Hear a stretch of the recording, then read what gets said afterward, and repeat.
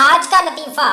एक घर में सास और बहू अकेली रहती थी, क्योंकि दोनों सास और बहू के शौहर बाहर के मुल्क काम पर चले जाते हैं। बहू का चक्कर हमसाये के लड़के से हो जाता है। उसका पड़ोसी एक दिन जिद करता है कि मैं आज रात तुमसे मिलने तुम्हारे घर आऊंगा। लड़की कहती है नहीं नहीं मत आना, मैं अपनी सास के साथ एक कमरे में एक ही बेड पर सोती हूँ। लड़का कहता है कुछ नहीं होता, मैं आऊंगा और अपना काम करके चला जाऊंगा। लड़की कहती है चलो ठीक है। रात को लड़का चला जाता है।